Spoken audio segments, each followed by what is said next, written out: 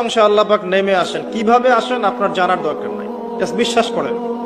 এসে বলতে থাকেন, কে আছো আমার কাছে কিছু চাইবে আমি তোমাকে দান করব। কে আছো আমাকে ডাকবে আমি তোমার ডাকে সাড়া দেব।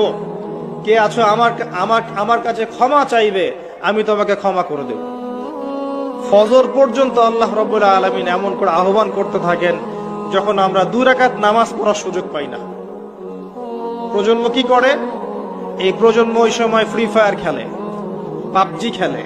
ওই সময় দেখবেন ফোনে রাত জেগে জেগে জেগে জেগে জেনা করছে আর মেয়ের সাথে কথা বলছে। এই সময়টাতে কি করে? মুভিজ দেখে, কোন কোন ক্ষেত্রে পর্ন দেখে, সিরিয়াল দেখে। একবারে ভোর হবে যখন, ফজরের আজানে ডাক দিয়ে ঘুম দিয়ে দিবে, উঠবে জোহরের নামাজের আগে। এটা ট্রেডিশন, এখন এটা চলছে।